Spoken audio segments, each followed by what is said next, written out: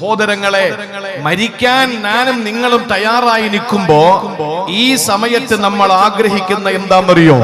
അല്ലാഹു അവന്റെ വിശുദ്ധ കലാമിലൂടെ പറയുകയാ, വഅൻഫിഖൂ മിമ്മാ റസഖനാകും മിൻ ഖബ്ലി അൻ യഅതിയ അഹദകുമുൽ മൗത്ത് ഫയഖൂല റബ്ബി ലൗലാ അഖർതനി ഇലാ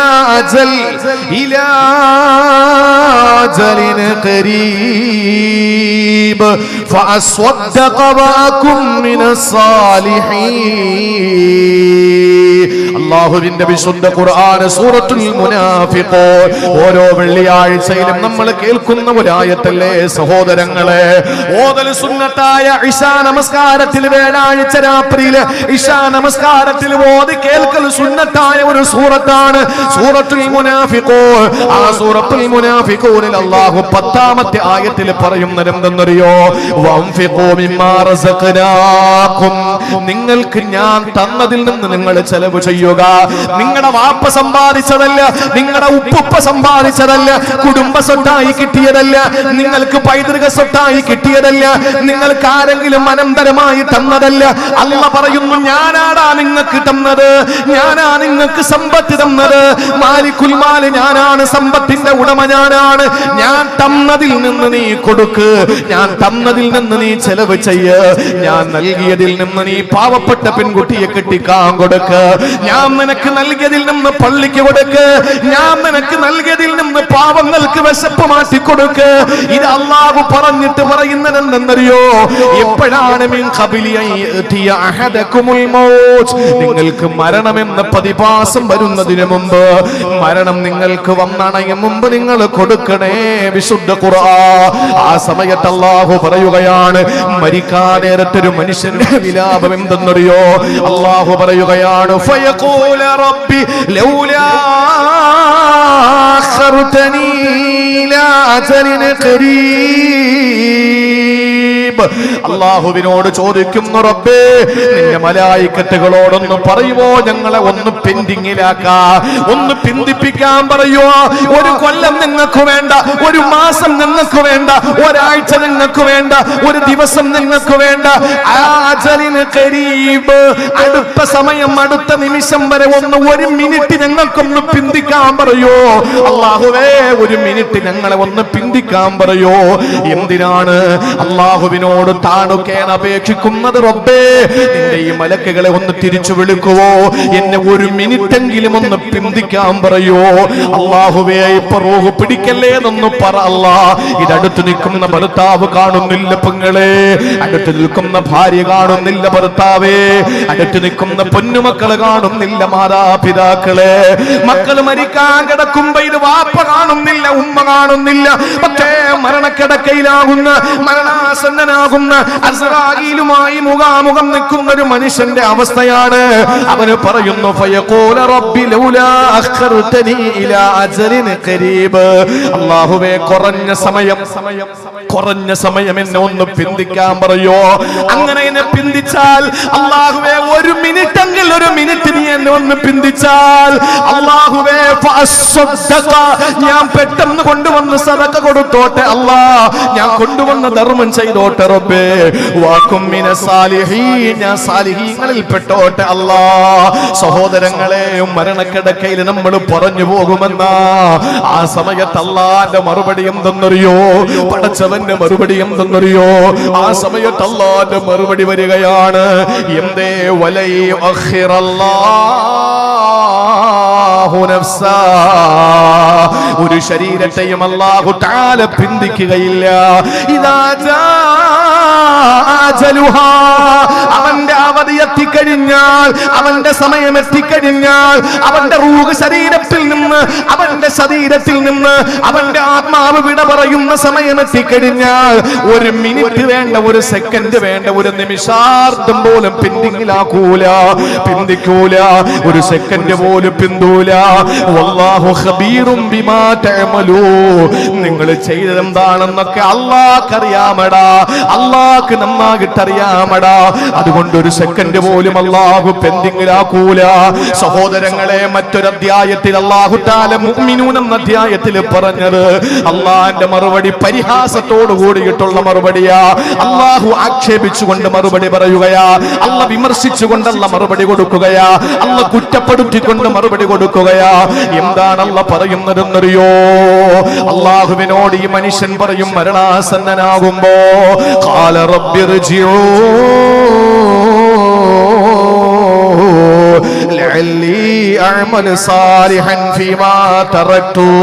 അല്ലാഹുവേ, എനിക്ക് ചെയ്യാൻ പറ്റാത്ത കർമ്മങ്ങൾ ഇനിയും ബാക്കിയുണ്ട്.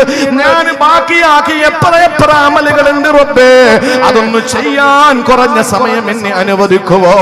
ആ സമയത്ത് അല്ലാഹുവിന്റെ മറുപടി വല്ലാതെ നമ്മുടെ ഹൃദയത്തെ പിടിച്ചു കുലുക്കുന്ന മറുപടിയാ. അല്ലാഹു പറയുന്നു, കല്ലാ കല്ലാ കല്ലാ, മിണ്ടാതെ കിടക്കടാ, ഇന്നഹാ കലിമത്തുൻ ഹിയ ഖായിലുഹാ. എല്ലാവരും പറയുന്നത് തന്നെയാടാ, എല്ലാവരും പറയുന്നത് തന്നെയാടാ. കല്ലാ, മിണ്ടാതെ കിടക്കടാ, അങ്ങനെ പറയല്ലടാ, കാര്യം അങ്ങനെ അല്ലടാ, നീ പറയും പോലെ ഒന്നും അല്ലടാ. ഇന്നഹാ കലിമത്തുൻ ഹുവ ഖായിലുഹാ. എല്ലാവരും ഈ സമയത്ത് പറയുന്നത് ഇങ്ങനെ തന്നെയാണ്. എടോ, നിനക്കറിയണോ, വമിൻ വറാഇഹിം ബർസഖുൻ ഇലാ യൗമി യുബ്അസൂൻ. ഇനി നീ ചെല്ലാൻ പോകുന്ന ഒരു ചെറിയ ബർസഖിലാ. ബർസഖ് എന്ന് പറഞ്ഞാൽ മറ, ബർസഖ് എന്ന് പറഞ്ഞാൽ ഒരു കുണ്ട്, ബർസഖ് എന്ന് പറഞ്ഞാൽ ഒന്നും കാണാൻ പറ്റാത്ത ഖബർ. ആ ഖബറിൽ നീ കിടക്കണം ഏതുവരെ എന്നറിയോ? ഇലാ യൗമി യുബ്അസൂൻ. നശീകരണായുധത്തിൽ ഇസ്രാഫീൽ എന്ന മലക്ക് ആ ഊതൂതുന്ന സമയം വരെയും നീ ഖബറിൽ കിടക്കണം. ഇത് അല്ലാഹുവിന്റെ മറുപടിയാണ്. അതുകൊണ്ട് സഹോദരങ്ങളെ, ഒരു നിമിഷാർദ്ധം പോലും നമ്മളെ അല്ലാഹു പിന്തിക്കൂല. ഇത് ഖുർആനാണ്. ഒന്ന് ചിന്തിക്ക്. ആ സമയത്ത് ഇബ്നു അബ്ബാസ് റളിയല്ലാഹു അൻഹു പറയുന്നു, സക്കാത്ത് കൊടുക്കാത്ത മനുഷ്യൻ, പാവങ്ങളെ സഹായിക്കാത്തവൻ, പള്ളി വെച്ച് കൊടുക്കും പള്ളി. അതുകൊണ്ടാണ് നമ്മൾ അള്ളാഹുവിന്റെ പരിശുദ്ധമായ ദീനിനെ അനുഗ്രഹമായി ലഭിച്ച ഏറ്റവും വലിയ ഈ ലോകത്തെ ഖൈറുൽ ബരിയ, ഈ ലോകത്തെ ഏറ്റവും അത്യുന്നതരാരാണ്? അള്ളാഹു അനുഗ്രഹിച്ച ഈമാനുള്ള നമ്മളാണ് ഏറ്റവും വലിയ അനുഗ്രഹീതർ. ഞാനൊന്ന് ചോദിച്ചോട്ടെ, ഒറ്റ കാര്യം ചോദിച്ചോട്ടെ. ഇവിടെ മുൻ MLA ആരാ? ഭാവിയിലെ MLA ആണ് ഇരിക്കുന്നത്. മുൻ MLA ആരാ ഇവിടത്തെ? എന്ത്? ചെന്താമരാക്ഷൻ അല്ലേ? ഇപ്പൊ മൂപ്പർ എന്താ പണി? ഇല്ല. ചെന്താമരാക്ഷൻ എന്ന് പറയുന്ന നമ്മുടെ ex-MLA ഇവിടെ വന്നാൽ അയാൾ നോട്ടീസിൽ എങ്ങനെ പേര്?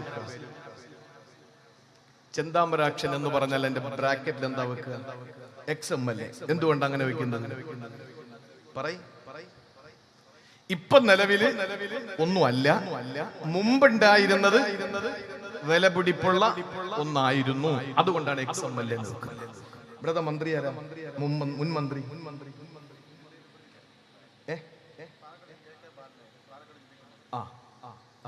AK ബാലൻ. അദ്ദേഹം ഇവിടെ വന്നാൽ, ഈ പരിപാടിക്ക് സമൂഹത്തിന് വന്നാൽ മുൻ അല്ലെങ്കിൽ എക്സ് മന്ത്രി എന്ന് വെക്കും അല്ലെ, എക്സ് മിനിസ്റ്റർ. കാരണം എന്താ? ഇപ്പൊ അദ്ദേഹം ഒന്നുമല്ല, മുൻ മന്ത്രിയായിരുന്നു. അപ്പൊ മുമ്പേ ഉണ്ടായിരുന്നതിന് മഹത്വമുണ്ട്, ഇപ്പൊ ഒന്നും അല്ല എന്നാണ് അർത്ഥം. ഞാൻ ഉദാഹരണം പറയാം. ഏതെങ്കിലും ഒരു ജഡ്ജി വന്നിരിക്കട്ടെ, ആ ജഡ്ജി ഇപ്പൊ അയാൾ ഒന്നുമല്ല, റിട്ടയർഡായി. അയാൾ എന്താ വെക്കുക? എക്സ് ജഡ്ജി അല്ലേ, മുൻ ജഡ്ജി. ഇപ്പൊ ഒന്നും അല്ല, മുമ്പുണ്ടായിരുന്നതാണ് മൂല്യമുള്ളത്. എന്റെ പൊന്നു സഹോദരങ്ങളെ, ഈ എക്സ് മുസ്ലിം എന്ന് പറഞ്ഞാൽ എന്താണ്? ഇപ്പൊ ഒന്നുമല്ല, എന്തായിരുന്നു? മുമ്പ് മുസ്ലിം ആയിരുന്നപ്പോ എന്തൊക്കെയായിരുന്നു, ഇപ്പൊ ഒന്നുമല്ല. ഇത് അവര് തന്നെ സ്വയം സമ്മതിക്കല്ല ഇസ്ലാം നല്ലതാണെന്ന്. ഇതാ പറഞ്ഞത്, അവനക്ക് വിവരമില്ല, ബുദ്ധിയില്ല, വിവരമുള്ളവരുടെ അടുത്ത് നിന്നിട്ടുമില്ല എന്ന് ഈ പറയുന്നത്. അതുകൊണ്ടാണ് എന്റെ പ്രിയപ്പെട്ട സഹോദരങ്ങളെ, പരിശുദ്ധ ഇസ്ലാമാണ് ഏറ്റവും ഉന്നതമായ, ഉദാത്തമായ, ഉത്കൃഷ്ടമായ ഒരു ദീനെന്ന് അവരിൽ പറയുന്നതിന്റെ ഭാഗമാണ് ഈ പറയുന്ന എക്സ് മുസ്ലിം എന്ന് പറയുന്നത്. അല്ലേ? അങ്ങനെയാണെങ്കിൽ ഞാൻ എക്സ് മുസ്ലിം ആണെന്ന് ഷെയ്ത്താൻ പറയാത്ത എന്തുകൊണ്ടാ? ഷെയ്ത്താൻ അറിയാം ഞാൻ അങ്ങനെ പറഞ്ഞാൽ എന്റെ കൂടെ ആള് കൂടില്ല എന്നറിയാം. അതുകൊണ്ട് ഷെയ്ത്താൻ എന്ത് ചെയ്തു? ബുദ്ധിപരമായിട്ട് അങ്ങനെ ഒന്നും പറഞ്ഞിട്ടില്ല. ബുദ്ധിമാനാണ്, പറഞ്ഞിട്ടില്ല. ഏറ്റവും നല്ല കൗശലക്കാരനാണ് ഷെയ്ത്താൻ, ഏറ്റവും നല്ല കൗശലക്കാരനാണ്. നമ്മളൊക്കെ വീണു പോകും അവന്റെ മുമ്പ്.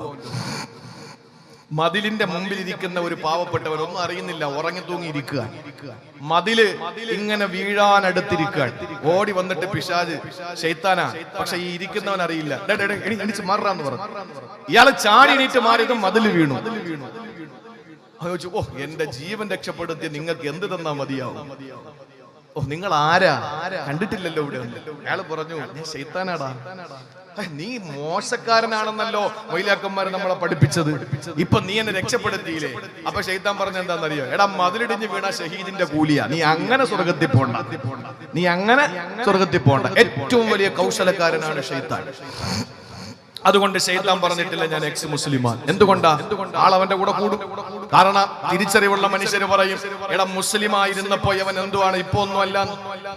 പക്ഷെ ഇവര് അതിനേക്കാളൊക്കെ താഴെ വന്നു. എനിക്ക് വേറൊന്നും പറയാനില്ല അതിനെപ്പറ്റി. ഇവിടെ ആയതുകൊണ്ട്, പാലക്കാട് ആയതുകൊണ്ട്. എന്റെ പ്രിയപ്പെട്ട സഹോദരങ്ങളെ, ഞാൻ പറയുകയാണ്, ഒരു മുസ്ലിമിനെ സംബന്ധിച്ചിടത്തോളം ലോകത്തെ ഏറ്റവും ഉത്കൃഷ്ടര് മുസ്ലിമാണ്. അതിൽ ഒരു സംശയവും വേണ്ട, ഒരു സംശയവും വേണ്ട. ആ മുസ്ലിമായ ഒരു മനുഷ്യനെ സംബന്ധിച്ചിടത്തോളം ആ മനുഷ്യൻ മരിക്കുന്ന നേരത്ത് ആഗ്രഹിക്കും, അല്ലാഹുവേ എനിക്ക് ഒരു ദിവസം കൂടെ ഒന്ന് കിട്ടിയിരുന്നെങ്കിൽ, ഒരു ദിവസം കൂടെ കിട്ടിയിരുന്നെങ്കിൽ. എന്തിനാ? നന്മ ചെയ്യാൻ. പക്ഷേ ആ സമയത്ത് അള്ളാഹു അവന്റെ സ്വർഗത്തിന്റെ അനുഗ്രഹങ്ങൾ അങ്ങോട്ട് കാണിച്ചു കൊടുക്കും, സ്വർഗത്തിന്റെ അനുഭൂതികൾ അങ്ങോട്ട് കാണിച്ചു കൊടുക്കും. നീ ചെയ്തതിനൊക്കെ ഇപ്പൊ പ്രതിഫലം കിട്ടാൻ പോവാൻ. അവൻ ആയുസിനെ പറ്റി മറക്കും, സ്വന്തം ഭാര്യയെ പറ്റി മറക്കും, എല്ലാം മറന്നിട്ട് അള്ളാഹുവിലേക്ക് അങ്ങ് ലയിച്ചു ചേരുമ്പോ അള്ളാഹു അവനെ വാരി പുണർന്നില്ല, റഹ്മത്തില്ല, അള്ളാഹുവിലേക്ക് അങ്ങ് യാത്രയാകും. എന്നാൽ ദുർമാർഗിയായ ദുഷ്കർമ്മങ്ങൾ ചെയ്ത ഒരു മനുഷ്യൻ ആ സമയത്ത്, ഭീകരമായ അവസ്ഥയെ നേരിടുന്ന സമയത്ത്, അല്ലാഹ് ഒരു മിനിറ്റൂടെ എനിക്കൊന്ന് കിട്ടിയിരുന്നെങ്കിൽ കൊള്ളാം. വേറൊന്നുമല്ല, ഒരു പെൺകുട്ടിയെ കെട്ടിക്കുന്ന ഒരു പരിപാടി നടക്കാൻ ഒരു പവൻ ഞാനൊന്ന് കൊടുത്തോട്ടെ, ഒരു ഗ്രാമം ഒന്ന് കൊടുത്തോട്ടെ, ഒരു പള്ളിപ്പണി നടക്കാൻ ഞാൻ എന്തെങ്കിലും ഒന്ന് സഹായിച്ചോട്ടെ. ഇത് പറയും. ആ സമയത്ത് പറയും, മിണ്ടരുത്, ഏവനും പറഞ്ഞത് തന്നെയാ, മിണ്ടാതെ കിടക്കട എന്ന് പറഞ്ഞിട്ട് ആ സമയത്ത് അള്ളാഹുവിന്റെ പരിഹാസത്തോടു കൂടിയുള്ള മറുപടി.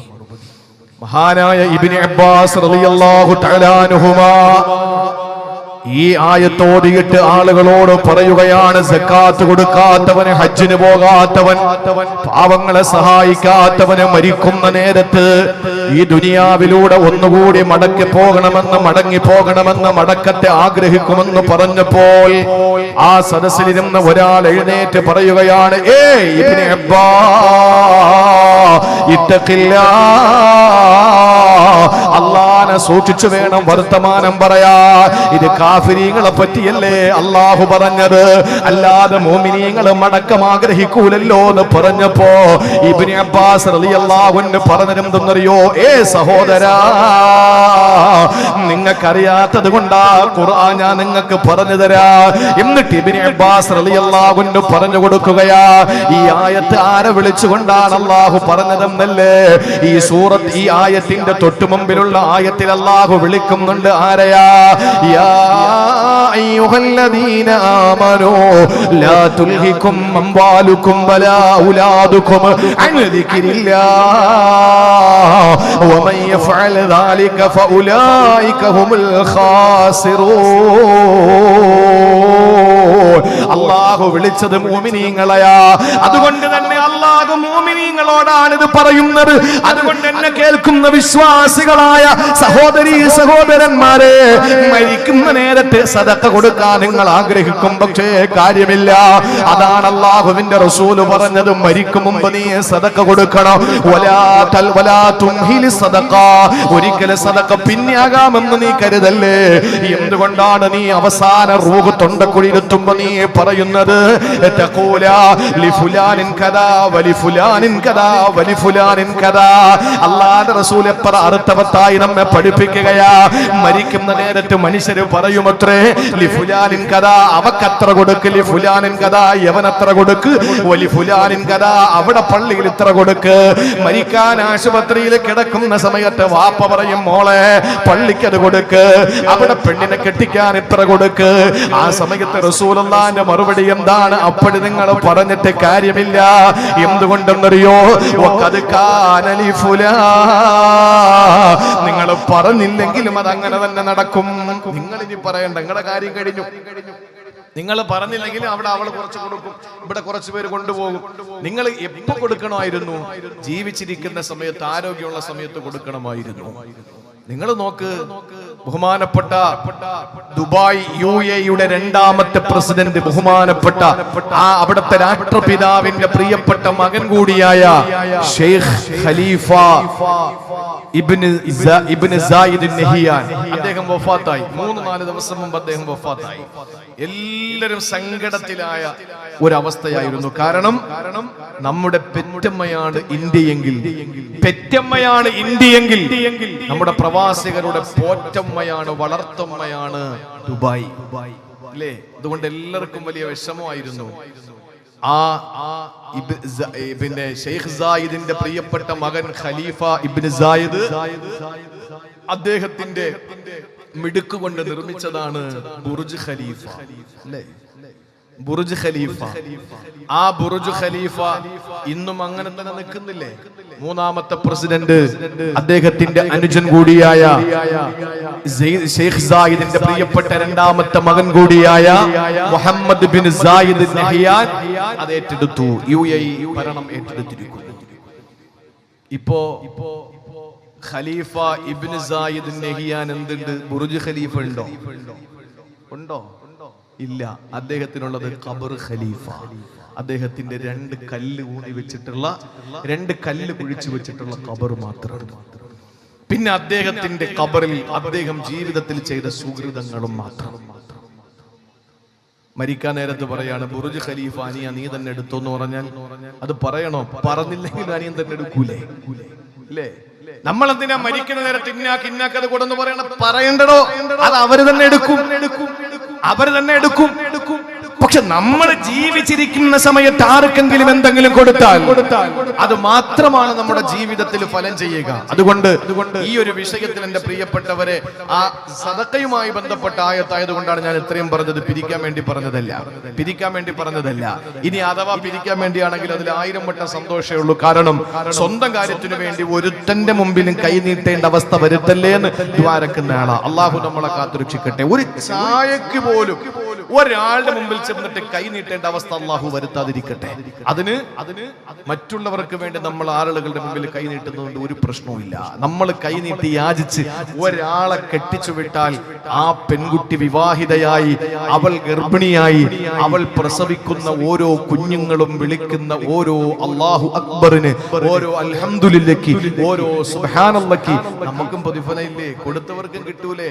അതുകൊണ്ട് ഇന്നിവിടെ ഉദ്ഘാടനം ചെയ്ത് കൊടുത്ത അനീവാജിയുടെ പ്രിയപ്പെട്ട ഭാര്യയോട് പറയാനുള്ളത്, നിങ്ങൾ ഭാഗ്യവതിയാണ്. കാരണം ഇവിടെ വിവാഹിതയാകുന്ന ആ പ്രിയപ്പെട്ട സഹോദരിമാർ അവർ സന്തോഷിക്കുന്ന ഓരോ നിമിഷവും നിങ്ങളുടെ ജീവിതത്തിൽ, കുടുംബത്തിൽ അതിന്റെ അനുഗ്രഹങ്ങൾ വന്നുകൊണ്ടിരിക്കാൻ. ഇവിടെ സഹായിച്ച എല്ലാവർക്കും ആ പ്രതിഫലം അള്ളാഹു കൊടുക്കാൻ, അള്ളാഹു മുറിയാതെ ഒട്ടും കുറയ്ക്കാതെ ആ പ്രതിഫലം കരസ്ഥമാക്കാൻ അള്ളാഹു തൗഫീക്ക് നൽകി അനുഗ്രഹിക്കുമാറാവട്ടെ. എന്റെ പ്രിയപ്പെട്ട സഹോദരങ്ങളെ, നമ്മളെ ദൂർത്തൊക്കെ ഒന്ന് മാറ്റിവെച്ചിട്ട് ഇതുപോലുള്ള കാര്യങ്ങൾക്ക് വേണ്ടി കൊടുത്താൽ മതിയല്ലോ. ദൂർത്ത് മാറ്റിവെക്ക്. ഏറ്റവും കൂടുതൽ വിവാഹത്തിൽ ദൂർത്തുള്ള ആരുടെ വിവാഹമാണ്? പറയും.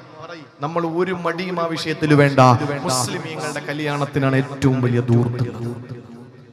എന്നാൽ അള്ളാഹുവിന്റെ ഹബീബ് പറഞ്ഞു, ഏറ്റവും വില കുറഞ്ഞ, ഏറ്റവും ചെലവ് ചുരുങ്ങിയ വിവാഹമാണ് ബറക്കത്തുള്ളത്.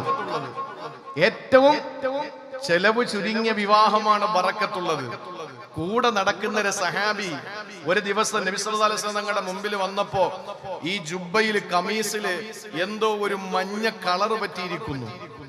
ചോദിച്ചു, എന്താ ഇത്? നബിയെ, അത് ഞാൻ എന്റെ അത്തർ പൂശിയതാണ്, സുഗന്ധദ്രവ്യം തേച്ചതാണ്. എന്താ ഇന്ന് പ്രത്യേകിച്ച്? ഇന്നെന്റെ വിവാഹമായിരുന്നു നബിയെ. എത്ര ലളിതമായ വിവാഹം, എത്ര ലളിതമാണ് നമ്മുടെ വിവാഹം. പെണ്ണിന്റെ വാപ്പ പുതിയാപ്പളുടെ കൈ പിടിച്ചിട്ട്, രണ്ട് സാക്ഷികൾ, പൊട്ടന്മാരാവാൻ പാടില്ല, രണ്ടുപേരും കാഴ്ചശക്തിയും കേൾവി ശക്തിയും ബുദ്ധിശക്തിയും അതുപോലെ നാട്ടിൽ മറ്റേ വാട്ടീസിന്റെ ആളാവാൻ പാടില്ല, അവനൊന്നും സാക്ഷികളാക്കരുത്. ഇപ്പൊ കമ്മിറ്റിയിൽ പോലും വാട്ടീസിന്റെ ആളുകൾ വന്നിട്ടിരിക്കുക. കുടിയന്മാര് ഞാൻ തുറന്നു പറയും, നിങ്ങൾ അടുത്ത ദിവസം വിളിക്കണ്ട, അള്ളാഹ് കരുതി വിളിക്കല്ല. പള്ളി കമ്മിറ്റിയിൽ കള്ളുകുടിയന്മാര്, പലിശക്കാര്, ഒരു ഉളുപ്പും ഇല്ലാതെ കയറിയിരിക്കുക പള്ളി പരിപാലനം നടത്താൻ. നിങ്ങൾ ആലോചിച്ചു നോക്കിയേ, പള്ളി പരിപാലനം നടത്താൻ പലിശക്കാര് വരുന്നു. അതുകൊണ്ടാണ് പള്ളിയിൽ വെച്ചിട്ട് ദ്വാരന്നിട്ടൊന്നും അല്ല സ്വീകരിക്കുക, അല്ലെങ്കിൽ എന്തെല്ലാം കാര്യങ്ങൾ സ്വീകരിച്ചേനെ അല്ലാഹു തആല. ഞാൻ പറഞ്ഞു വന്നത്, എന്റെ പ്രിയപ്പെട്ട സഹോദരങ്ങളെ, രണ്ട് സാക്ഷികളുടെ സാന്നിധ്യത്തിൽ പുതിയ പെണ്ണിന്റെ വാപ്പ അല്ലെങ്കിൽ ഉത്തരവാദിത്തപ്പെട്ടയാള് പുതിയാപ്പിളയുടെ കൈ പിടിച്ചിട്ട്, എന്റെ പ്രിയപ്പെട്ട മകളെ ഞാൻ നിനക്ക് നിക്കാഹ് കഴിച്ച് തന്നിരിക്കുകയാണ്. അപ്പൊ പുതിയാപ്പിള പറഞ്ഞു, ഞാൻ അത് സ്വീകരിച്ചിരിക്കുകയാണ്. ഭാര്യയും ഭർത്താവും. ഇതാണ് ഇത്ര ലളിതമാണ് നിക്കാഹ്. പിന്നെ മഹർ പറയല് സുന്നത്ത്, മഹർ കൊടുക്കല് നിർബന്ധമാണ്, പറയല് ഇത്ര രൂപ മഹറിനെന്ന് പറയല് സുന്നത്ത്. കൊടുക്കാതെ ശരീരത്തോടാൻ ഒരു പെണ്ണും അനുവദിക്കരുത്. പറയല് സുന്നത്തേ ഉള്ളൂ. ഞാൻ പറഞ്ഞത്, എന്റെ പ്രിയപ്പെട്ട സഹോദരങ്ങളെ, ബാക്കിയുള്ളത് അങ്ങോട്ട് കൊണ്ടുവന്ന് മോതിരയിടല്, ഇങ്ങോട്ട് കൊണ്ടുവന്ന് മൊബൈൽ കൊടുക്കല്, അങ്ങോട്ട് കൊണ്ടുവന്ന് അലമാര കൊടുക്കല്, ഇങ്ങോട്ട് കൊണ്ടുവന്ന് കപ്പക്കൊല, ഇതൊക്കെ നമ്മൾ ഉണ്ടാക്കിയതാണ്. ഇതൊക്കെ ഉണ്ടാക്കിയത് എന്താ പ്രശ്നം എന്ന് ചോദിച്ചാൽ, പൈസ ഉള്ളോ എന്ത് ചെയ്യട്ടെ, അങ്ങോട്ട് കൊണ്ടുവന്ന് 25 പവൻ, ഇങ്ങോട്ട് വരുമ്പോ പെണ്ണിന്റെ വാപ്പാക്കൊരു വാച്ച്, പെണ്ണിന്റെ പിന്നെ പുതിയാപ്പളുടെ വാപ്പാക്കൊരു വാച്ച്, പുതിയാപ്പളുടെ ഉമ്മാക്കൊരു വള. അപ്പൊ ഇതൊക്കെ ഇടുമ്പോ ഇവർ അങ്ങോട്ട് പോകുമ്പോഴും രണ്ടെണ്ണം അങ്ങോട്ട് ഇട്ട് കൊടുക്കും. മത്സരമാണല്ലോ, ഇതൊരു മത്സരമാണ്. അവരെന്താ വെക്കുന്നത്? മട്ടൻ. എന്നാ പിന്നെ നമ്മളും കുറയ്ക്കേണ്ട, നമ്മളും മട്ടൻ ആയിക്കോട്ടെ. ഇതാണ് മത്സരം. ഈ പണം ഉള്ളവൻ എന്തൊക്കെ ചെയ്യണമെന്ന് ആഗ്രഹിച്ച് ഇങ്ങനെ നടക്കുക. അതുകൊണ്ട് എന്താ ദോഷം എന്നറിയോ? ഇതേപോലെ സ്റ്റേജ് കിട്ടിയിട്ട് പെൺകുട്ടികളെ കല്യാണം കഴിപ്പിച്ച് അയക്കാൻ നമ്മൾ യാചിക്കേണ്ടി വരുന്നു. അതാണ് സംഭവിക്കുന്നത്. അള്ളാഹു നമ്മുടെ എല്ലാ ആർഭാടങ്ങളും എല്ലാ ദൂർത്തും അള്ളാഹു മാറ്റിത്തരട്ടെ.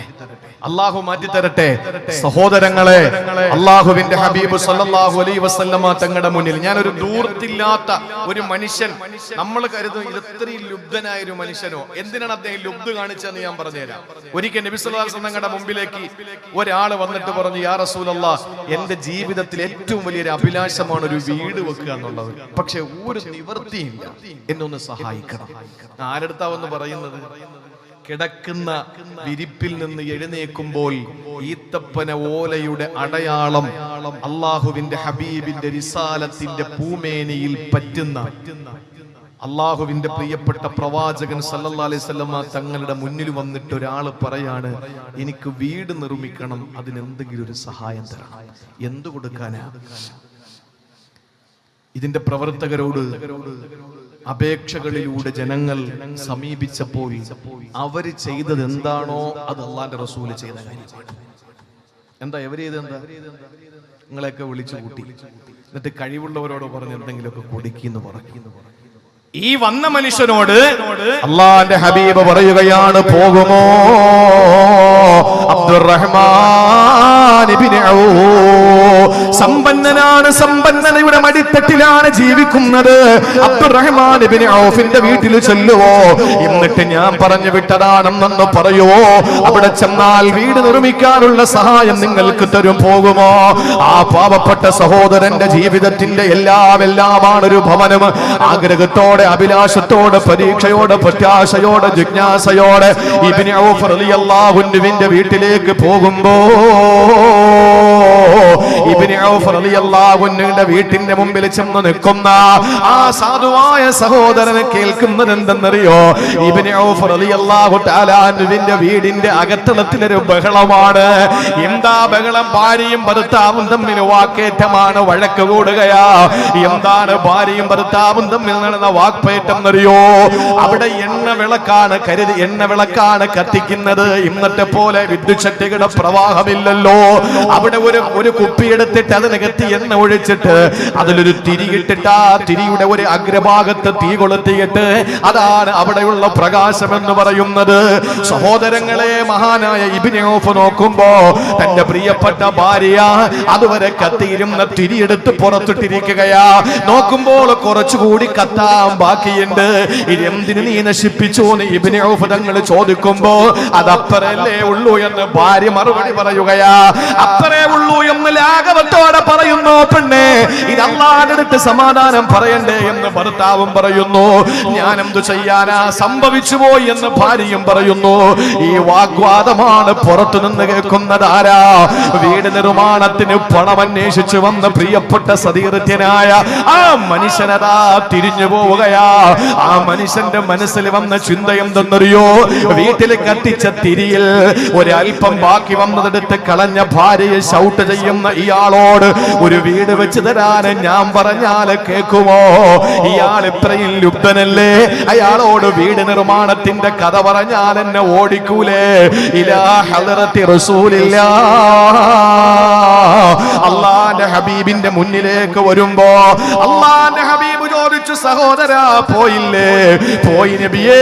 പോയപ്പോ ഇങ്ങനെയാ സംഭവിച്ചത്. ആ സമയത്ത് അല്ലാഹുവിന്റെ റസൂൽ പറഞ്ഞു, പോകുക, ഒന്നുകൂടി പോയിട്ട് നീ ചോദിക്കുക, ഞാൻ പറഞ്ഞെന്ന് പറയുക. നിന്നെ കണ്ടോ? ഇല്ല, എന്നെ കണ്ടില്ല. ഭാര്യയുമായിട്ട് വഴക്കില്ല. ചെല്ലുക, കാണുക, ഞാൻ വിട്ടതാണെന്ന് പറയുക. ആ മനുഷ്യൻ വീണ്ടും ഓടുകയാ. അവിടെ ചെല്ലുമ്പോൾ പ്രശ്നങ്ങൾ കെട്ടടങ്ങി. അയാൾ ചെന്ന് സലാം ചൊല്ലി അകത്ത് കയറിയിട്ട് പറഞ്ഞു, അല്ലാഹുവിന്റെ റസൂൽ എന്നെ വിട്ടതാണ്, എന്റെ വീട് നിർമ്മാണത്തിന് കുറച്ച് പണത്തിന്റെ ആവശ്യമുണ്ട്, തരുവോ? ആ മനുഷ്യൻ ചോദിച്ചു. ഇബ്നു ഔഫ് തങ്ങൾ ചോദിച്ചു, നേരത്തെ വന്നിട്ട് മടങ്ങിപ്പോയതെന്തേ? അയാൾ പറഞ്ഞു, വന്നപ്പോ നിങ്ങൾ ഇങ്ങനെ ബഹളത്തിലായപ്പോ എനിക്ക് നിങ്ങളെ സഹായിക്കൂലെന്ന് തോന്നിപ്പോയി. കേവലം ഒരു തിരി പോലെ കളയാതെ ലുബ്ധനായ നിങ്ങൾ എന്നെ സഹായിക്കില്ലെന്ന് എനിക്ക് ഉറപ്പുണ്ടായി. അതുകൊണ്ടാണ് ഞാൻ മടങ്ങിപ്പോയത്. ചോദിച്ചു, പിന്നെന്തിനാ ഇപ്പൊ വന്നത്? എന്റെ ഹബീബ് പറഞ്ഞു പോകാൻ, അതുകൊണ്ട് ഞാൻ വന്നതാ. മഹാനായ അബ്ദുറഹ്മാൻ ഇബ്നു ഔഫ് റളിയല്ലാഹു അൻഹു അകത്ത് കയറി ഒരു സഞ്ചി നിറച്ച് പണം എടുത്തു കൊണ്ടുവന്നു. ആ മനുഷ്യന്റെ കയ്യിൽ കൊടുത്തിട്ട് പറഞ്ഞു, വീട് വെക്കുക. എന്നിട്ട് പോകാൻ ഇറങ്ങുമ്പോ ആ മനുഷ്യനെ വിളിച്ചിട്ട് ഇബ്നു ഔഫ് റളിയല്ലാഹു അൻഹു പറഞ്ഞ മറുപടി എന്തെന്നറിയോ? നേരത്തെ ചോദിച്ചില്ലേ ഒരു തിരി കളഞ്ഞത് എന്തിനാണെന്ന്? അങ്ങനെ ഉണ്ടാക്കുന്നത് ഇങ്ങനെ കൊടുക്കാനാ.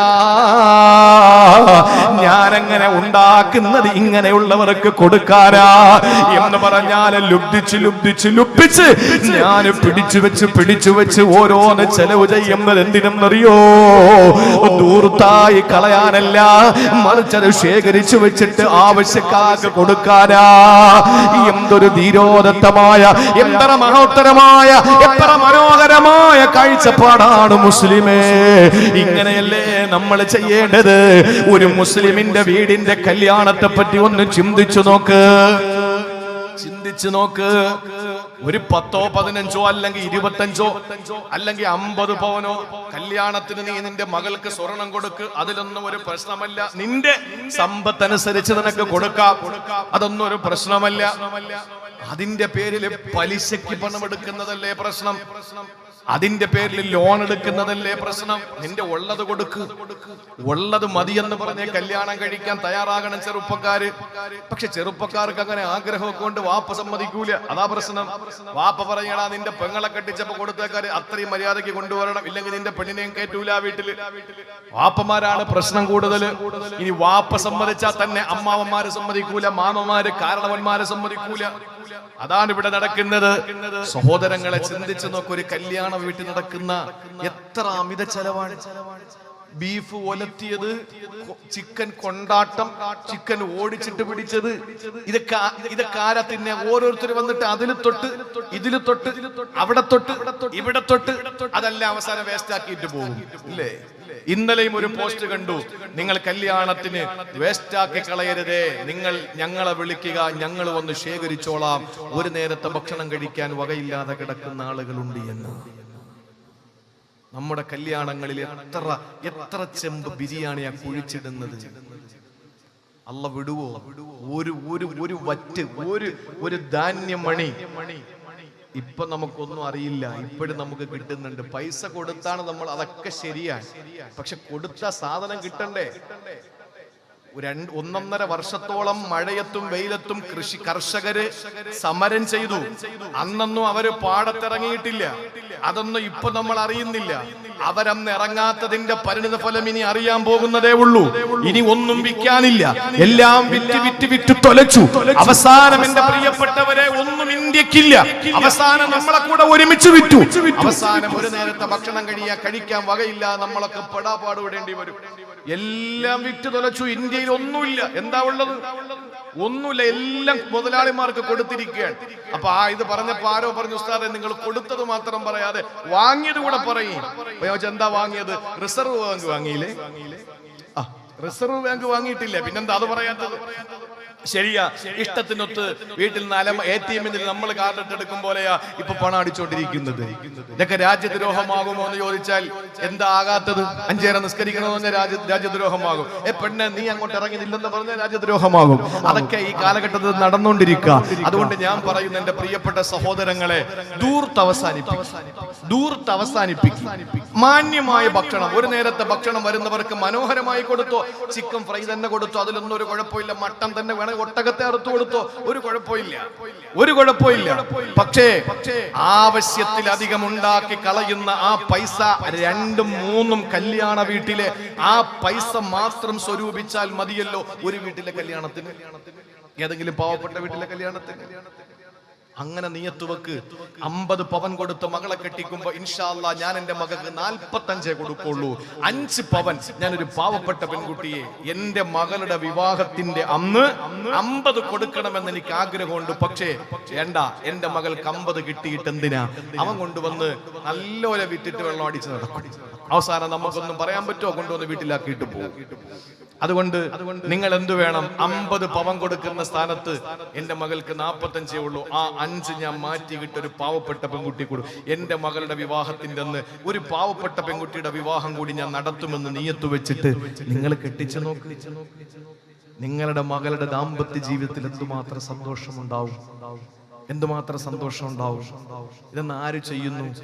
എത്ര പേരെ ഈ ഒരു സ്ഥലത്ത് ചെന്നപ്പോ എന്നോട് പറഞ്ഞ ഇതാണ്, ഉസ്താദേ ഞങ്ങളുടെ നാട്ടിലൊരു പ്രത്യേകതയുണ്ട്. കല്യാണത്തിൽ എത്ര വില കൂടിയ വാഹനങ്ങൾ മുമ്പിലിടാം, അതാണ് നമ്മുടെ ഒരു സ്റ്റാറ്റസ്, അതാണ് ഒരു ഇമേജ്. അപ്പൊ ഒരാള് പ്രസംഗിച്ചപ്പോ ഒരു MLA പറഞ്ഞതാണ്, അദ്ദേഹത്തെ കല്യാണം വിളിച്ചപ്പോൾ പറഞ്ഞ ഇല്ല അന്ന് സഭയുണ്ട് അതുകൊണ്ട് വരാൻ പറ്റൂല എന്ന് പറഞ്ഞപ്പോ പറഞ്ഞു പെണ്ണിന്റെ വാപ്പ പറയാന്ന്, നിങ്ങൾ വന്നില്ലെങ്കിലും കുഴപ്പമില്ല, രാവിലെ ആ വണ്ടി കൊണ്ടൊന്ന് മുറ്റത്തിട്ടിട്ട് പോകും. MLA ബോർഡ് വെച്ച വണ്ടി. എന്തൊരു ദുരന്തമാണ്, എന്തൊരു ദുരവസ്ഥയാണ്. ഇത് ആരെ കാണിക്കാണ്? കല്യാണ വീട്ടിൽ പോയാൽ പുതിയാപ്പിളയാകണം, മരണ വീട്ടിൽ പോയാൽ മയ്യത്താകണം. എല്ലാവരുടെയും കൊതി ഇതാണ്. നമ്മളായിരിക്കണം എല്ലാം. എന്തിനാണ് സഹോദരങ്ങളെ ഒന്നുമില്ലാത്ത ഒരു മനുഷ്യൻ, ഒന്നിനും ഒരു കഴിവില്ലാത്ത മനുഷ്യൻ ഒരു സെക്കൻഡ് കൊണ്ട് സർവ്വതും നശിപ്പിക്കപ്പെടാൻ ഏറ്റവും വലിയ സംഹാര ശേഷിയുള്ള വൈറസ് പോലും അല്ലാഹു തആല കടപ്പ് വിട്ടിട്ട് ഈ സമൂഹം പഠിച്ചോ? ഈ സമുദായം പഠിച്ചിട്ടില്ല, ഈ സമൂഹം പഠിച്ചിട്ടില്ല. ലോകത്തെ ഏറ്റവും വലിയ ഭീകരമായ ഒരു വൈറസ് ഉണ്ട്. ആ വൈറസ് ഈ ലോകത്തെ മുഴുവനും പിടിച്ചു കുലുക്കി. കിഴക്ക് മുതൽ പടിഞ്ഞാറ് വരെ ലോകം മുഴുവനും വുഹാനിലെ, ചൈനയിലെ വുഹാനിലെ ഏതോ ഒരു മത്സ്യ കച്ചവടക്കാരിയുടെ മീൻകുട്ടയിൽ നിന്ന് പുറത്തു വന്നു എന്ന് പറയപ്പെടുന്ന ഈ വൈറസ് ലോകം മുഴുവനും പിടിച്ചു കുലുക്കി. എല്ലാ രാജ്യവും വലിയ വിറങ്ങലിച്ച് നിൽക്കുന്ന ഒരവസ്ഥയുണ്ടായി. ഇത് കാണാൻ പറ്റുന്ന വല്ലതുമാണെങ്കിൽ നമ്മുടെ ഇന്ത്യയുടെ പട്ടാളക്കാരെ തന്നെ വെടിവെച്ച് കൊന്നനെ. പക്ഷെ ഇത് കാണാൻ പറ്റണ്ട ഈ സാധനം അള്ളാഹു അങ്ങനെ ഇറക്കുന്നത്. കാണാൻ പറ്റിയിരുന്നെങ്കിൽ നമുക്കിത് വെടിവെക്കാമായിരുന്നു. ഇത് കാണണ്ട. ഇത് ആരാ കണ്ടത്? ആരും കണ്ടില്ല. വെക്കാൻ പറയുമ്പോ വെക്കും, അഴിക്കാൻ പറയുമ്പോ അഴിക്കും. ഇപ്പൊ പലരുടെയും ചെവി ഇങ്ങനെ കിടക്കുക. കാരണം എന്തല്ല, അത് വെച്ച് ഇങ്ങോട്ട് ചാടി. എന്തായാലും കുറെ ലിപ്സ്റ്റിക്കും അതുപോലെ തന്നെ ആ പെണ്ണുങ്ങളുടെ കുറെ എന്താണ് ഈ അലങ്കാര വസ്തുക്കളൊക്കെ ഒന്ന് കച്ചവടം കുറഞ്ഞു കിട്ടി. കാരണം ഇത് വെച്ചിരിക്കുന്നുണ്ട്, മറ്റേ തേക്കാൻ പറ്റൂല. ആരെ കാണിക്കാൻ? കുറെ നന്നായി നമ്മൾ കുറെ കാര്യങ്ങൾ പഠിച്ചു, അൽഹംദുലില്ലാ. അള്ളാഹു നമുക്ക് തന്ന ഒരു അവസരമായിരുന്നു. പക്ഷേ വീണ്ടും നമ്മൾ പഠിച്ചില്ല. ഞങ്ങൾ ഇനിയും പഴയതുപോലെ ആകുമെന്ന് റബ്ബിനോട് വെല്ലുവിളിച്ചാൽ വലനുദീഖന്നഹും മിനൽ അദാബിൽ അദ്നാ ദൂനൽ അദാബിൽ അക്ബർ. അള്ളാഹു ചെറുതേ തന്നിട്ടുള്ളൂ, വലുത് ഇനിയും കിടക്കുകയാണ്. അപ്പൊ ഇനിയും വലുതുണ്ടോ? ഇതിന്റെ വലുതിന് എത്ര എണ്ണം വരാൻ കിടക്കുന്നു? ഇത് അല്ലാഹ് പറഞ്ഞതാ ഖുർആനിൽ, വലനുദീഖന്നഹും മിനൽ അദാബിൽ അദ്നാ, ചെറുത് നിങ്ങൾക്ക് തരും, ദൂനൽ അദാബിൽ അക്ബർ, വലുതെന്റെ കയ്യിൽ വേറെ ഉണ്ട്, ലഅല്ലഹും യർജിഊൻ, മര്യാദയ്ക്ക് മടങ്ങിക്കോ, ഇല്ലെങ്കിൽ ഞാൻ ഇനിയും നിങ്ങൾക്ക് പണിയും. അല്ലാഹു പണി തന്നാൽ അത് നമുക്ക് താങ്ങാൻ പറ്റൂല സഹോദരങ്ങളെ. അതുകൊണ്ട് ഇനിയെങ്കിലും നമ്മൾ നന്നാവാൻ തീരുമാനിക്കും. അതുകൊണ്ട് മരിക്കുന്ന നേരത്ത് എനിക്കൊന്ന് മടങ്ങി പോകണം, ഒന്ന് നിസ്കരിക്കണം, ഒന്ന് നോമ്പുടിക്കണം, ഒന്ന് സദഖ കൊടുക്കണം, ഒന്ന് സുബ്ഹാനല്ലാഹ് ചൊല്ലണം എന്ന് പറഞ്ഞാൽ അപ്പോഴേ സമയം കിട്ടൂല. അത് ആരെയും അല്ലാഹ് അനുവദിച്ചിട്ടില്ല. അതുകൊണ്ട് ജീവിച്ചിരിക്കുന്ന സമയത്ത് എന്റെ പ്രിയപ്പെട്ട സഹോദരങ്ങളെ നമുക്ക് കഴിയുന്നത് അത് ആരെയും കാണിക്കാതെ ചെയ്താൽ അത്രയും നല്ലതാണ്. പക്ഷെ ഇതുപോലെ മുസ്തഫയുടെ ഈ പരിപാടിയൊന്നും ആരെയും കാണിക്കാതെ ചെയ്യാൻ പറ്റില്ല. അതുകൊണ്ടാണ് അങ്ങനെ എന്തെങ്കിലും പഴുതുണ്ടെങ്കിൽ ഞാൻ മുസ്തഫയോട് പറഞ്ഞേനെ. കാരണം ഞാൻ പറഞ്ഞാൽ മുസ്തഫ കേൾക്കുമെന്ന് എനിക്ക് ഉറപ്പുണ്ട്, ആരെയും കാണിക്കാതെ ഇത് ചെയ്യണമെന്ന്. പക്ഷേ നിങ്ങളെ ഒന്ന് പറഞ്ഞവും പിരിച്ചിട്ട് ആരും കാണിക്കാതെ അവൻ വീട്ടിൽ കൊണ്ടുവച്ച് കല്യാണം നടത്തിയ നാളെ നിങ്ങൾ അവനെ പിടിച്ച് കെട്ടി വെക്കൂലേ? അല്ലേ? നീ എന്ത് ചെയ്ത് ചോദിച്ചു? പൈസ ആരും കാണിക്കാതെ ചെയ്യണം. പണ്ടൊരു കിളവിക്ക് പൈസ ഇല്ല. ഒരു പുസ്തകത്തിൽ ഞാൻ വായിച്ചതാണ്, 1 രൂപ കയ്യിലെടുക്കാനില്ല, ആരും കൊടുക്കാനില്ല, ആശ്രയിക്കാൻ വേറെ ആരുമില്ല. അവസാനം അവർ സങ്കടത്തോടു കൂടി കത്തെഴുതി. ആർക്കാ കത്തെഴുതിയെന്നറിയോ? 1000 രൂപയുടെ ആവശ്യമുണ്ടത്ര. കത്തെഴുതിയത് പടച്ചോനാ, ദൈവത്തിന് കത്തെഴുതി. കത്തെഴുതിയിട്ട് എവിടെയാ അഡ്രസ് വെക്കുക? അഡ്രസ് എവിടെ വെക്കും? കത്തെഴുതിയത് ഇങ്ങനെയാണ്, ദയവ് ചെയ്ത് എനിക്ക് 1000 രൂപ തരുമാറാകണം എന്ന് പറഞ്ഞിട്ട് കത്തെഴുതി. അതിന്റെ ടൂ വെച്ചത് ദൈവം, ആകാശം എന്നും പറഞ്ഞിട്ട് കത്ത് കൊണ്ടുവന്ന് പോസ്റ്റ് ബോക്സിൽ ഇട്ടു. പോസ്റ്റ്മാൻ എടുത്ത് നോക്കുമ്പോഴേക്കും ഒരു വിചിത്രമായ കത്ത്. ഇതെവിടെ കൊണ്ട് കൊടുക്കാൻ? ഇതെവിടെ കൊണ്ട് കൊടുക്കും? അപ്പൊ ഇയാളെ കൊണ്ടുവന്ന് പൊട്ടിച്ച് പോസ്റ്റ് മാസ്റ്ററോടൊപ്പം പൊട്ടിച്ച് വായിക്കുമ്പോ 1000 രൂപ ചോദിച്ചു. പോസ്റ്റ് മാസ്റ്റർ പറഞ്ഞൊരു കാര്യം ചെയ്യാം, വളരെ സാധുവായ സ്ത്രീയാണ്, അതിൽ ഫ്രമും വെച്ചിട്ടുണ്ട്, തിരിച്ച് പൈസ അയക്കേണ്ട ഇതും വെച്ചിട്ടുണ്ട്. എല്ലാരും കൂടെ അങ്ങോട്ടും ഇങ്ങോട്ടും കളക്ഷൻ എടുത്തിട്ട് 850 രൂപ കിട്ടി. അത് അതിനകത്ത് വെച്ചിട്ട് ആ വീട്ടിൽ കൊണ്ടുവന്ന് കൊടുത്തു. അവര് പൊട്ടിച്ച് നോക്കി, 1000 രൂപ ആവശ്യപ്പെട്ടപ്പോ 850, എന്തായിരുന്നാലും 150 രൂപ ടാക്സ് ആയിരിക്കും. അത് പിടിച്ചിട്ടാ വാക്ക് കിട്ടിയത്. ആ സഹോദരി സന്തോഷിച്ചു. ആരും അറിഞ്ഞില്ല ഈ സഹോദരിക്ക് കൊടുത്തത് പോസ്റ്റ് മാസ്റ്ററാണ്. നമ്മൾ രഹസ്യമായി ചെയ്യുന്ന സൈനുൽ ആബിദീൻ തങ്ങളുടെ, ഞാനത് ആ വിഷയം ഞാൻ പറയുന്നില്ല. സൈനുൽ ആബിദീൻ റളിയല്ലാഹു അൻഹു മരിക്കുന്ന നേരം വരെ ആരും അറിഞ്ഞിട്ടില്ല പാവപ്പെട്ടവന്റെ വീട്ടുമുറ്റത്ത് എന്നും ഭക്ഷണം ഇരിക്കുന്നത് സൈനുൽ ആബിദീൻ തങ്ങളാ കൊടുത്തതെന്ന്. രാവിലെ നേരം വെളുത്ത് നോക്കും, ഭക്ഷണം ഇരിക്കും, അവരാർത്തിയോടെ കഴിക്കും. ഇതാര് കൊണ്ടുവെക്കുന്ന അവർക്കറിയില്ല. സൈനുൽ ആബിദീൻ തങ്ങൾ മരണപ്പെട്ടതിന് ശേഷം ഭക്ഷണം കിട്ടാതായി. അപ്പോഴാണ് ജനങ്ങൾ അറിയുന്നത് ഈ കൊണ്ടുവച്ച അത്രയും സൈനുൽ ആബിദീൻ തങ്ങൾ. ആ മയ്യത്ത് കുളിപ്പിച്ചവർ പറയുന്നു, സൈനുൽ ആബിദീൻ തങ്ങളുടെ ഈ ഭാഗത്ത് കറുത്ത പാടായിരുന്നു. എന്താ? ഈ വനത്തിലൊക്കെ ചെന്നിട്ട് തടി പിടിക്കുന്ന ആളുകളുടെ, ഈ തടി പിടിച്ചിട്ട് കൊണ്ടുവരുന്ന ആളുകളുടെ ഈ ഷോൾഡറിൽ ഉണ്ടാകുന്ന കറുത്ത പാടുണ്ടല്ലോ, അത് സൈനുൽ ആബിദീൻ തങ്ങളുടെ തോളത്ത് കണ്ടുവത്രേ. എന്തിനാ അത് ഉണ്ടായി? എങ്ങനെയാ അത് ഉണ്ടായത്? സൈനുൽ ആബിദീൻ തങ്ങൾ രാത്രി കാലങ്ങളിൽ തോളത്ത് ഭക്ഷണം ചുമന്നു കൊണ്ടുവച്ച് പാവപ്പെട്ടവന്റെ വീട്ടുമുറ്റത്ത് കൊണ്ടു കൊടുക്കുന്നത് കൊണ്ടാണ്. മരിച്ചതിന് ശേഷം ആർക്കെങ്കിലും എന്തെങ്കിലും ആവശ്യമുണ്ടോ? ഒന്നുമില്ല. ഇന്നിപ്പോ ജീവിച്ചിരിക്കുമ്പോ ഒരു നേരത്തെ ഒന്ന് കാണാൻ പോലും കൂട്ടാക്കൂല. മരിച്ചെന്ന് കേൾക്കുമ്പോ ആളുകളുടെ ഇടയിലൂടെ തലയിട്ട് ഇങ്ങനെ നോക്കും. ഒരാളുടെ കാണാനുണ്ട്, അടച്ചുകളയല്ലേ, മൂടിക്കളയല്ലേ. ജീവിച്ചിരുന്നപ്പോ ഒന്ന് കണ്ടില്ല, മരിച്ചപ്പോ കാണാൻ വേണ്ടി ഓടുകയാണ്. എന്തിനാണ് മരിച്ചിട്ട്? ശരീരത്തിൽ ചൂടുള്ളപ്പോ സ്നേഹിക്ക്, ചൂടുള്ളപ്പോ എല്ലാം കൊടുക്ക്. ഈ ശരീരം ചൂട് പോയിട്ട് തണുത്ത് മരവിക്കുന്ന ഒരു സമയമുണ്ട്. അപ്പൊ എന്തിനാ സ്നേഹം? അപ്പൊ എന്തിനാ? ആർക്കെന്തിനാ?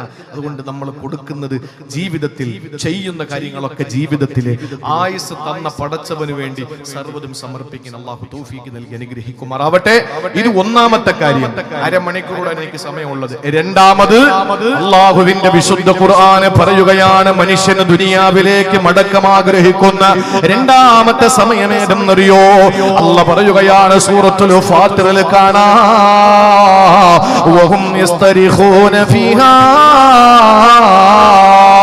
റബ്ബനാ അഖ്രിജ്നാ നഅമൽ സാലിഹൻ ഗൈറല്ലദീ കുന്നാ നഅമൽ അവലം നുഅമ്മിർകും മാ യതദക്കറു ഫീഹി മൻ തദക്കർ വജാഅകുമുർ ജാഅകുമുൻ നദീർ. അല്ലാഹു പറയുകയാണ് വഹും യസ്തരിഖൂന ഫീഹാ. നരകത്തിൽ കിടന്ന ധിക്കാരികൾ അലമുറയിടുന്ന സമയമുണ്ട്.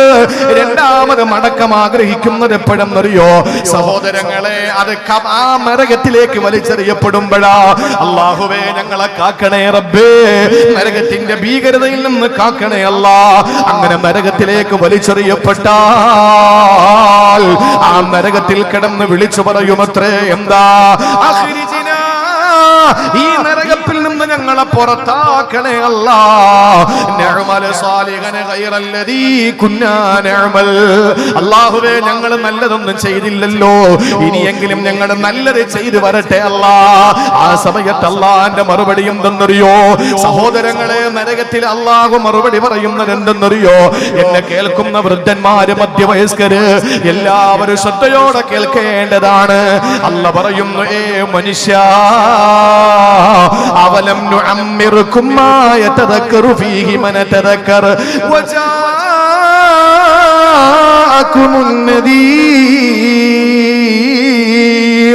അല്ലാഹു പറയുകയാണ്, അവലം നുഅമ്മിറുകും മാ യതദക്കറു ഫീഹി മൻ തദക്കറ. ഗുണപാഠം ഉൾക്കൊള്ളുന്നവന് ഗുണപാഠം ഉൾക്കൊള്ളാൻ പറ്റിയ ഒരു പ്രായം നിനക്ക് ഞാൻ തന്നില്ലേ? വജാഅകുമുൻ നദീർ. എത്ര മുന്നറിയിപ്പുകാര് നിന്റെ മുന്നിൽ വന്നു. ഈ പ്രായം എത്രയെന്നറിയോ? നരകത്തിൽ പ്രവേശിക്കപ്പെട്ട് കഴിഞ്ഞാൽ അല്ലാഹുവേ ഒന്ന് ഇവിടെ നിന്ന് പുറത്താക്കുവോ, ഞങ്ങളൊന്ന് രക്ഷപ്പെടട്ടെ, ഞങ്ങളൊന്ന് അമല് ചെയ്യട്ടെ.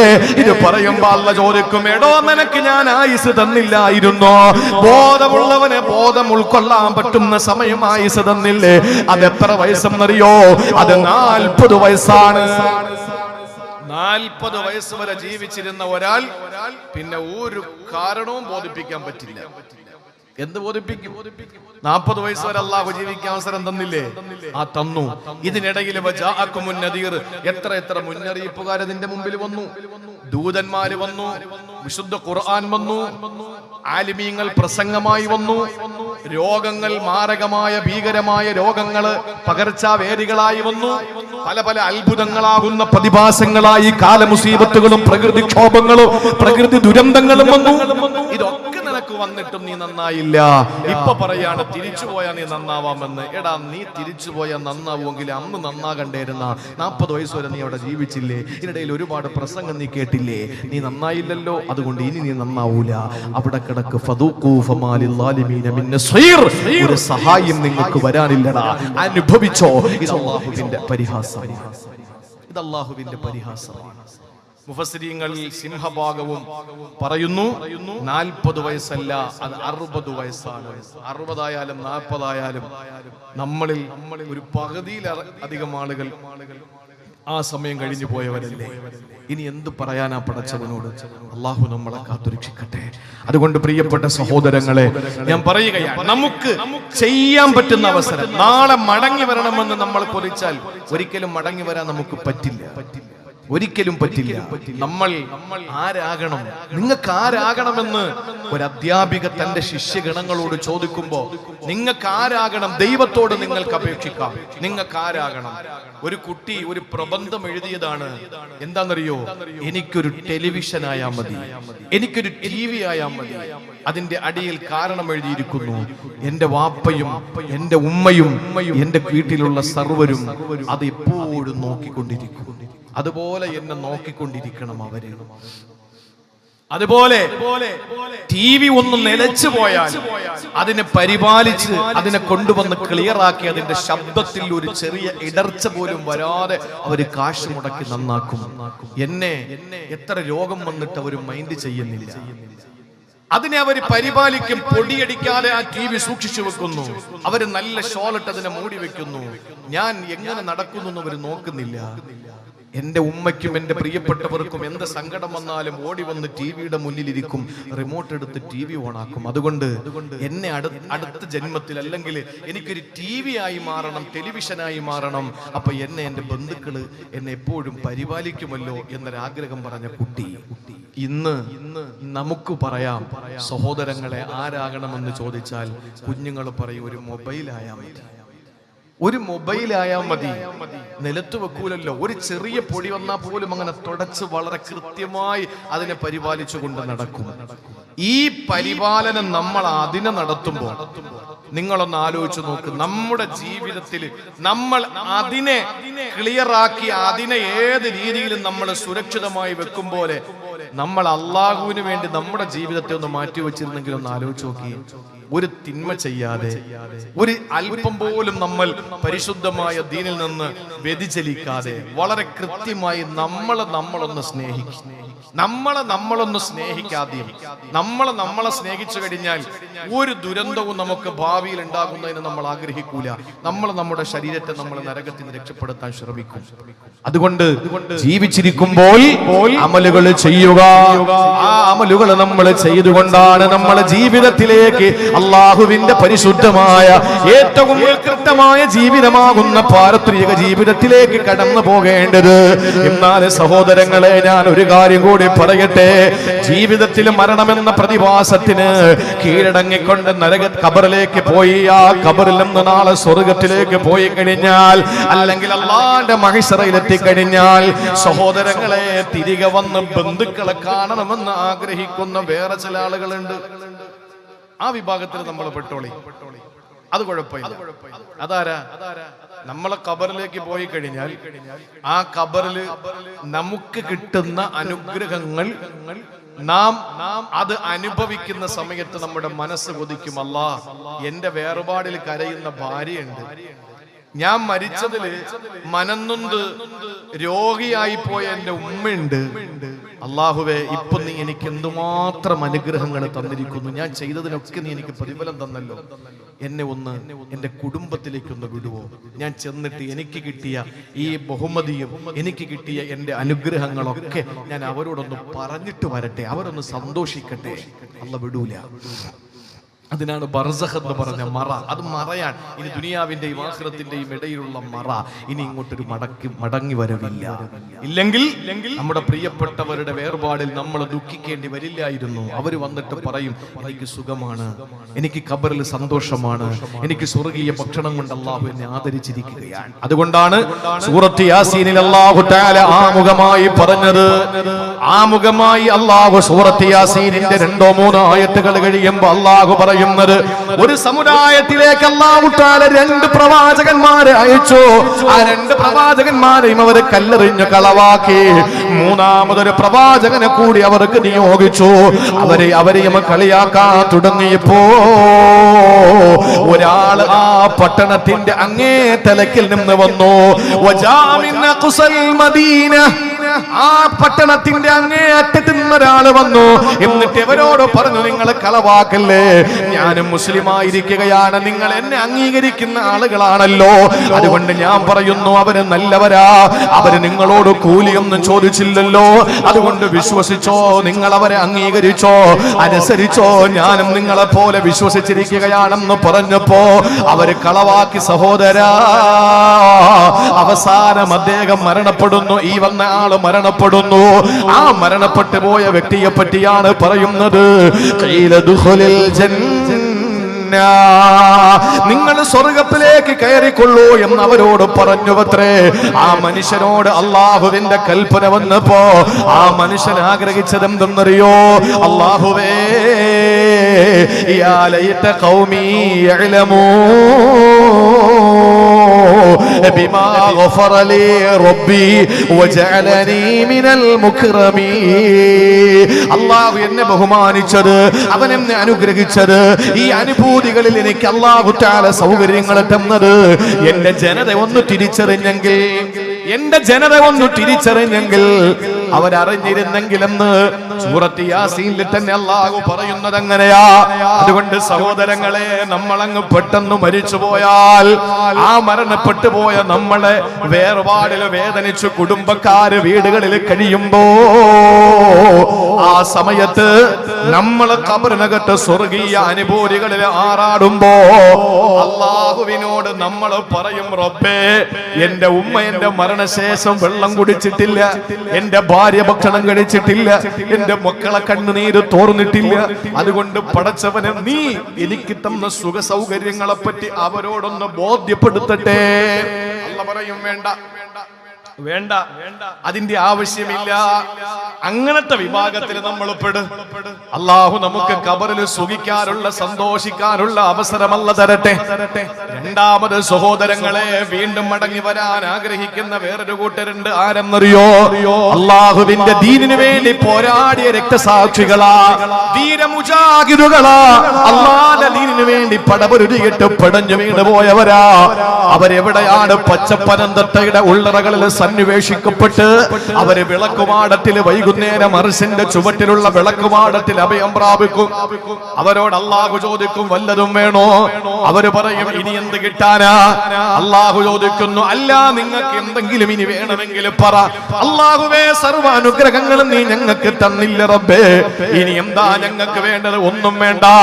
അള്ളാഹു വീണ്ടും വീണ്ടും ചോദിക്കുമ്പോ അവര് പറയും, റബ്ബേ, എന്നാ ഞങ്ങൾ ആഗ്രഹിക്കുന്നത് അത് തറുദ് അർവാഹനാ ഫീ അജ്സാദിനാ, ഞങ്ങളുടെ റൂഹിനെ ഒന്നും മടക്കിട്ട.